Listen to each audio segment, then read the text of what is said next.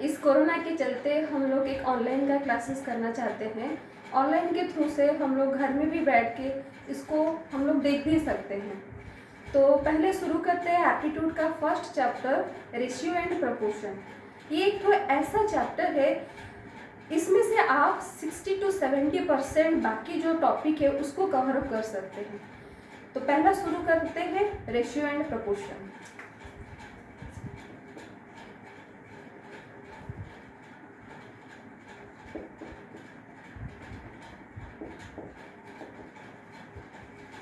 Ratio and proportion हम लोग बचपन में भी पढ़े हैं, ये कैसा है। तो देखते हैं रेशियो एंड प्रपोर्शन क्या है। A:B, A रेशियो B भी इसको बोल सकते हैं। तो इसको न्यूमेरिकली क्या लिखेंगे, A/B। A को बोलते हैं न्यूमरेटर, B हो गया डिनोमिनेटर। और इसको A को भी और क्या बोल सकते हैं, एंटीसीडेंट, B हो गया कॉन्सिक्वेंट। क्लियर। A:B मतलब A रेशियो B। वैसे A:B proportion C:D। A:B proportion C:D। इसको कैसे लिखेंगे, A/B is equal to C/D। इसको क्रॉस मल्टीप्लाई करेंगे तो क्या आएगा, A/D is equal to C/B। और इसको अगर डायरेक्टली अगर बोला जाएगा तो क्या लिख सकते हैं, first number into fourth number is equal to second number into third number. ये हो गया फॉर्मूला। क्लियर। जैसे कि एग्जाम में एक बार क्वेश्चन आया था ना, क्वेश्चन क्या था, find the fourth proportion between find the fourth proportion between 2, 6 and 8। अब 2, 6 एंड 8 का फोर्थ प्रपोर्शन क्या होगा। अब आप बता सकते हो, देखो 2 क्या हो गया A, 6 क्या हो गया B, 8 क्या हो गया C। अब हमको क्या निकालना, क्या है, फोर्थ नंबर मतलब D निकालना है।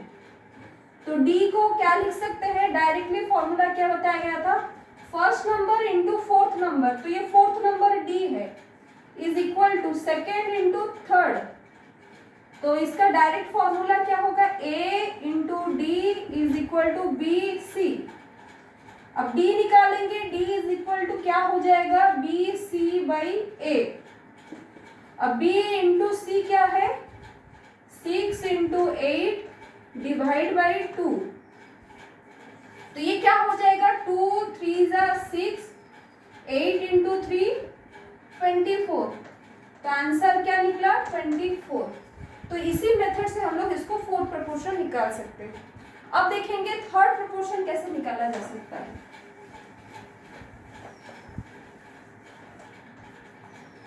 फिर next question, find the third proportion between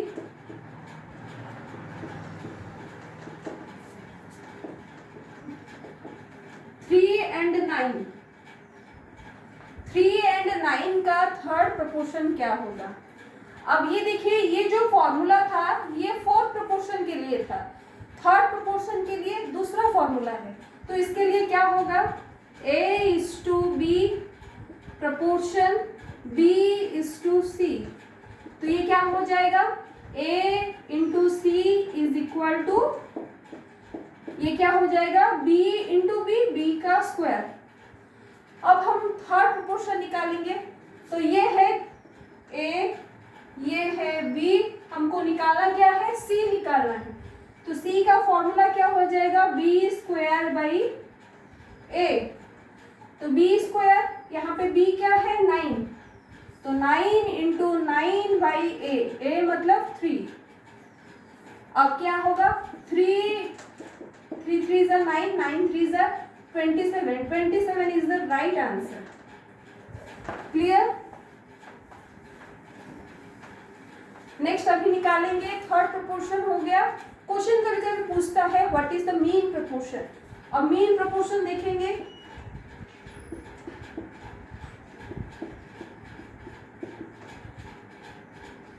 generally mean होता है, एवरेज होता है, लेकिन ये रेशियो प्रोपोर्शन में मीन प्रोपोर्शन का फॉर्मूला क्या है?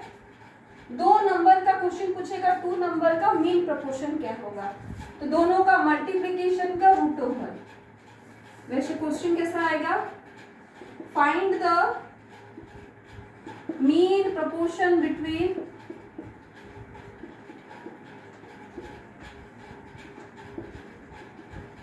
एटीन एंड 8 का मीन प्रोपोर्शन क्या होगा?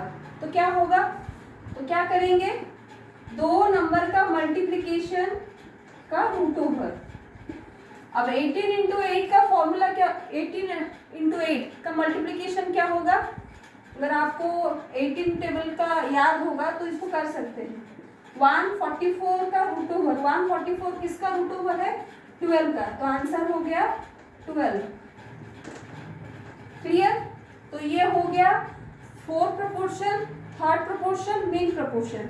अब नेक्स्ट देखेंगे।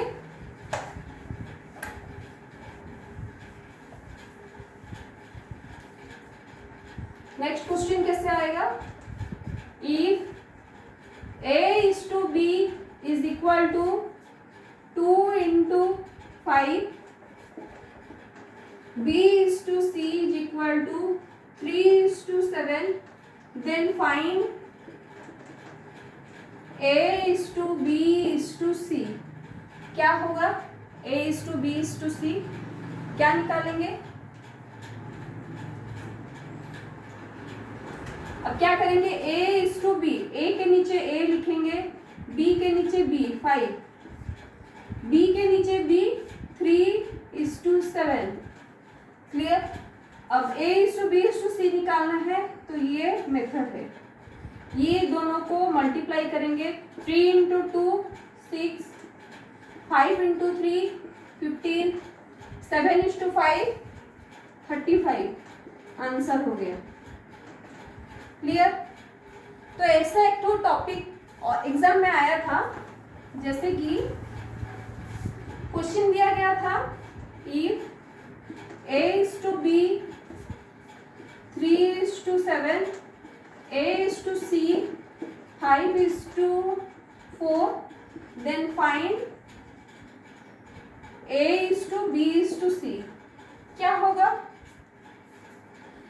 तो देखिए क्या हो सकता है इसमें। तो इसमें देखिए और इसमें क्या फर्क है? इसमें था A:B और इसमें B:C था।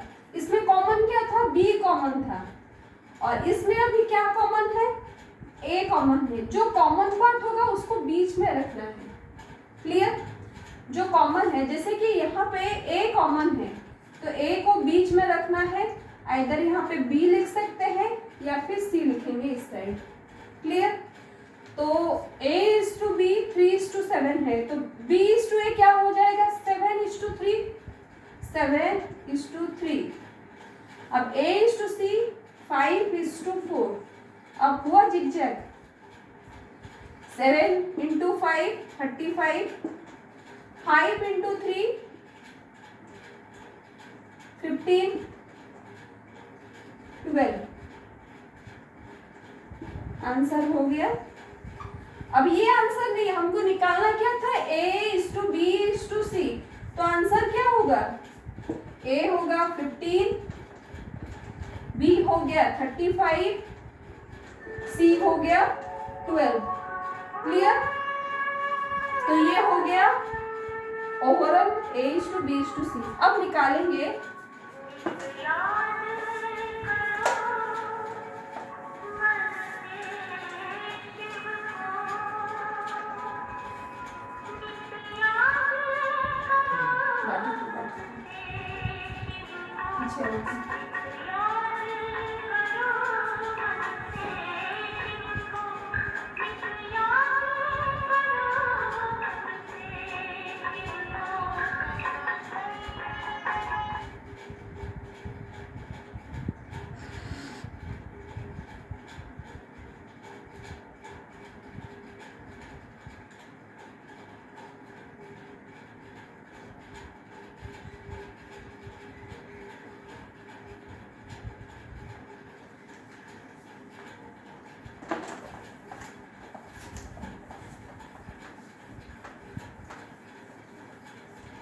अब नेक्स्ट देखेंगे,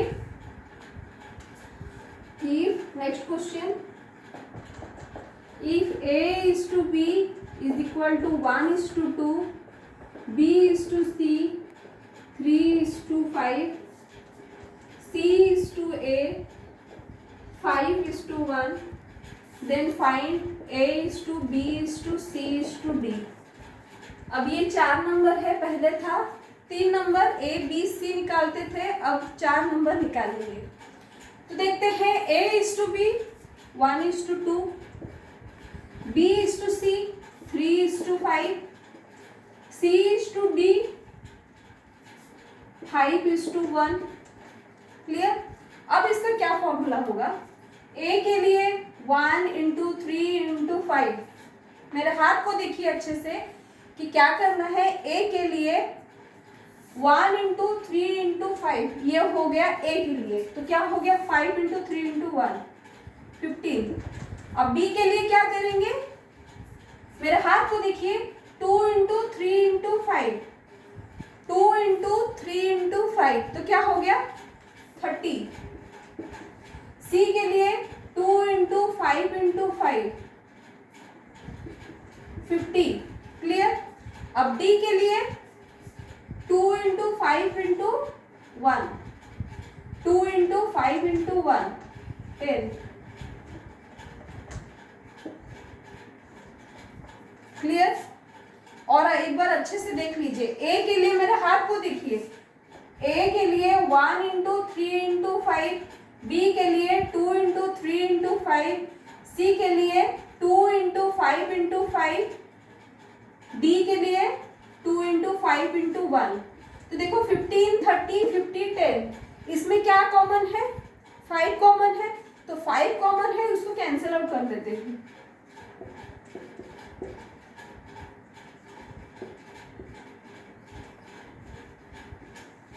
आंसर हो गया 3 into 6 into 10 is to 2। Clear. तो ये हो गया a is to b is to c is to d के लिए। अब देखेंगे फ्रैक्शन को कैसे होल नंबर में कन्वर्ट करते हैं।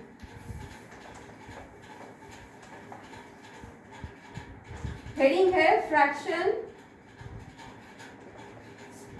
Into whole number.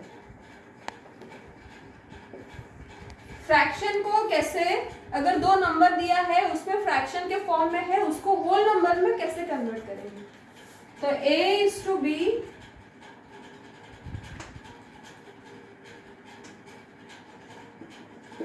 1/2 is to 1/3 दिया है, तो इसका होल नंबर क्या हो जाएगा, मल्टीप्लाई कर देते हैं, क्रॉस मल्टीप्लाई, तो आंसर हो जाएगा 3 is to 2। Let's say a is to b दिया है 2/5 इज टू 6/7, 2/5 इज टू 6/7। तो इसका फ्रैक्शन में दिया है, तो पहले होल नंबर में कन्वर्ट करें। रेशियो प्रोपोर्शन एक टॉपिक है, एक बहुत बड़ा इंपॉर्टेंट है। अगर आपका कोई भी फ्रैक्शन या कोई भी रेशियो फ्रैक्शन के फॉर्म में है, तो उसको पहले आप कन्वर्ट करोगे होल नंबर के फॉर्म में। तो ये क्या हो जाएगा होल नंबर, तो ये देखो ये कैंसल आउट हो रहा है, तो आंसर हो गया 7 इज टू 15। अब देखेंगे, अब ये 2 नंबर था, अब 3 नंबर देखेंगे। a is to b is to c, इसमें दिया 1/2 इज टू 1/3 इज टू 1/4। तो इसका मेथड क्या है, 2 मेथड है इसके सॉल्व करने के लिए।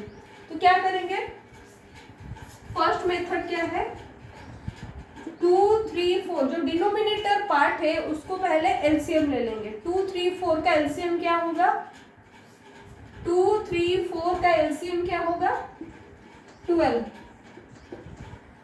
कैसे 12 होगा, एलसीएम निकालना बहुत इजी है। 2 3 4 माइंड कैलकुलेशन करना है। सबसे बड़ा वाला नंबर क्या है, 4 है, तो पहले चेक करेंगे कि 2 4 से डिविजिबल है, लेकिन 3 4 में डिविजिबल नहीं है। तो अब क्या करेंगे, 4 में 2 मल्टीप्लाई करेंगे, माइंड में 8 आया, 8 2 में डिविजिबल है, लेकिन 3 डिविजिबल नहीं है। फिर अभी क्या करेंगे, पहले 2 मल्टीप्लाई किए थे, अब 3 मल्टीप्लाई करेंगे। 4 3 जा 12।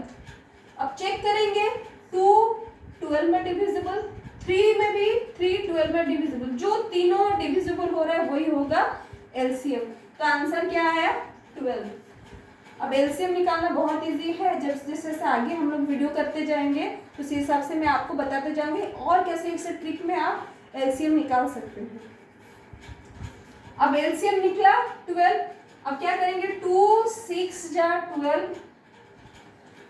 अब इसको क्या ये कर देते हैं, 2 6 जा 12, 6 इंटू 1 6, 3 4 जा 12, 4 इंटू 1, 4 3 जा 12, 3 इंटू 1। आंसर हो गया 643। 643 होगा इसका। इसको फ्रैक्शन को पहले होल नंबर में कन्वर्ट किया। अब क्या कर सकते हैं, दूसरा मेथड, दूसरा सेकंड मेथड क्या है,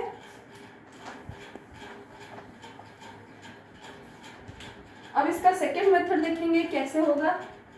देखो 2 3 4 है, हमको क्या चाहिए, पहले ए निकालेंगे। ए का जो डिनोमिनेटर पार्ट है इसको छुपा देंगे। तो 4 into 3 into 1, 4 3 into 1, 4 3 12, 12 into 1 12। Next b निकालेंगे। बी के लिए क्या होगा, 2 इंटू 4 इंटू 1। हमको बी चाहिए तो बी का डिनोमिनेटर पार्ट को छुपा देना है। तो 2 इंटू 4 इंटू 1 तो क्या हो गया 8। अब सी निकालेंगे। सी का डिनोमिनेटर पार्ट को छुपा देना है। 2 इंटू 3 इंटू 1 क्या हुआ 6।